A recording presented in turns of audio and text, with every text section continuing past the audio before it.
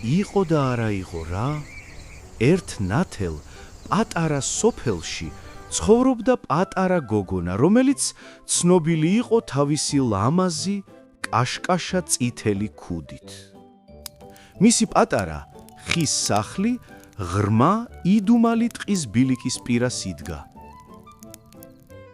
ერთ დღეს დედამ დაუძახა წითელ ქუდას, რათა განსაკუთრებული და მნიშვნელოვანი საქმე დაევალებინა. ჩემო საყვარელო შვილო, შენი ტკბილი ბებია გაციებულია და თავს შეუძლოდ გრძნობს. ამ კალათაში საჭმელია და გთხოვ წაუღე ბებიას. სწრაფად იარე, არსად გაჩერდე და გზიდან არ გადაუხვიო. და ყველაზე მთავარი, გზაში არ დაელაპარაკო უცნობებს. ნუ ღელავ დედა, გპირდები, პირდაპირ ბებიასთან წავალ. ბებიასთან მისასვლელად წითელ ქუდას ტყეში მიხვეულ მოხვეული ბილიკი უნდა გაევლო. წითელ ქუდამ დაიწყო თავისი მოგზაურობა მხიარული გულით, მზიან ბილიკზე ცეკვას სიმღერით მიდიოდა. მან მალევე შენიშნა პატარა ფერადი პეპლები, რომლებიც მის ფეხებთან ფარფატებდნენ და ცეკვავდნენ. მას მალევე დაავიწყდა დედის მკაცრი დარიგება, რომ სწრაფად ევლოდა ძიდან არ გადაეხვია.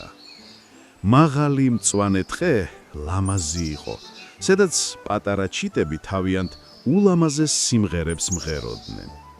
წითელ ქუდა რამდენიმე წუთით შეჩერდა ტყეში, რათა აღფრთოვანებულიყო ნაზი წითელი ყვავილით. ტყის სიღრმეში ძლიერი კაცი მძიმედ მუშაობდა, თავისი ბასრით სულით დიდ მორებს ჭრიდა. ეს კეთილი მეტყევე იყო დიდი და გულთბილი. ის ჩუმად მუშაობდა, რათა მთელი ტყე უსაფრთხოდ ყოფილიყო. წითელ ქუდა სრულიად უდარდელად იყო, უბრალოდ ტკბებოდა სუფთა ჰაერით და თბილი მზით. მაგრამ დიდი ტყე ასევე იყო სახლის საშიში არსებებისთვის, რომლებსაც უყვარდათ უდანაშაულო ადამიანების მოტყუება.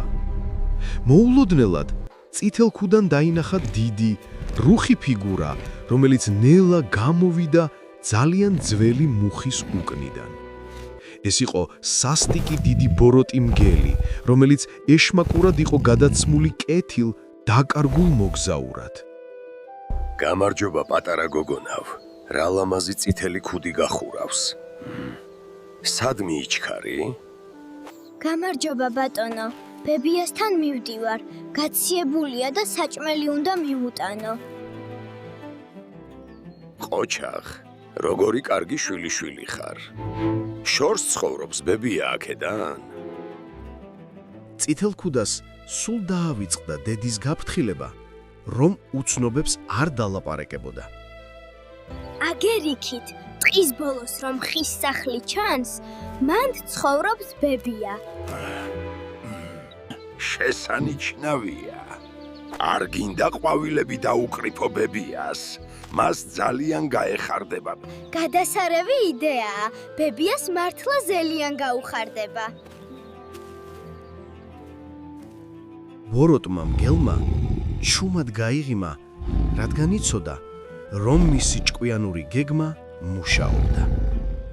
იგი უცებ მოტრიალდა და სწრაფად გაიქცა, გაუჩინარდა საიდუმლო ბილიკზე. მგელი მაქსიმალური სიჩქარით მირბოდა, იმდენად სწრაფად, რამდენადაც მის ძლიერ ფეხებს შეეძლოთ. წითელ ქუდამ არ იცოდა, რომ ახლახანს დიდი შეცდომა დაუშვა. ამასობაში მგელი მივიდა ტყის ბოლოში, პატარა სახლთან, სადაც წითელ ქუდას ბებია ცხოვრობდა. მან ძალიან ნაზად დააკაკუნა კარზე. ცდილობდა, რომ მისი ხმა ნაზი და ტკბილი ყოფილიყო. ვინ არის? გაციებული ვარ და საწოლიდან ვერ ვდგები. მე ვარ წითელ ქუდა, შენი საყვარელი შვილი. ურდული გასწიე და კარი გაიღება. მგელმა ურდული გამოსწია და სწრაფად შევიდა ბებიის სახლში. ის სწრაფად და ჩუმად შევარდა ბნელ საძინებელში, სადაც ბებია თავის საწოლში იწვა. სანამ საბრალო ქალი დაძახებას მოასწრებდა, სასტიკმა მგელმა სწრაფად ჩაკეტა იგი ხვის კარადაში. საშინელმა მგელმა სწრაფად გაიკეთა ბებიის სათვალეები და ჩაიცვა ყვავილებიანი ღამის პერანგი.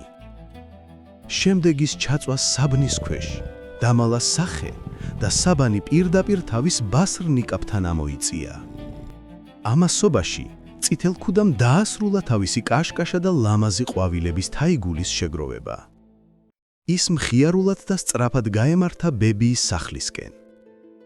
მან ნაზად დააკაკუნა ხის კარზე და შემდეგ ტკბილად დაუძახა თავის ძვირფას ბებიას.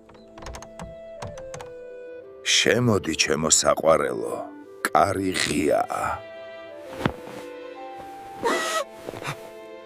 წითელქუდამ ურდული გამოსწია და ნელა შეაბიჯა უცნაურ, ძალიან ბნელ საძინებელში.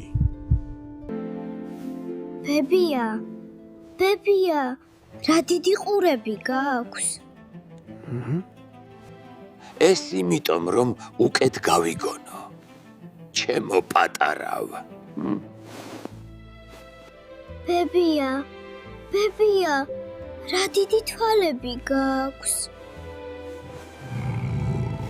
ეს იმიტომ, რომ უკეთ დავინახო, ჩემო პატარავ.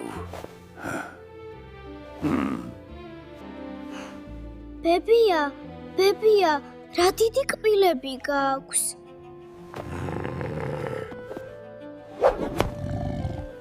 ეს იმიტომ, რომ კარგად შეგჭამო.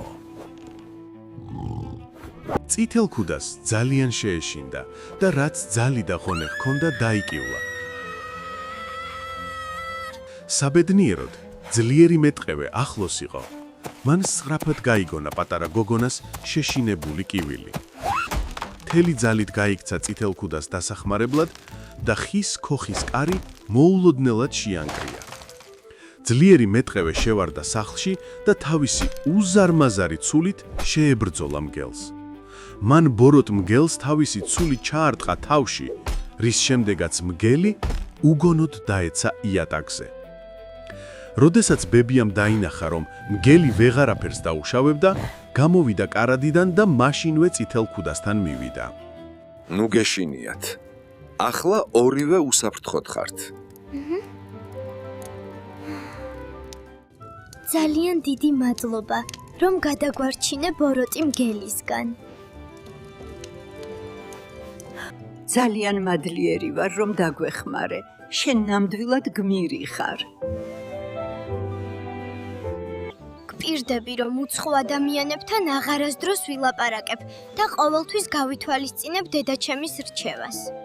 და ბოლოს, წითელქუდამ ისწავლა, რომ ზოგჯერ უდიდესი თავგადასავლები იწყება უბრალოდ დედის მოსმენით.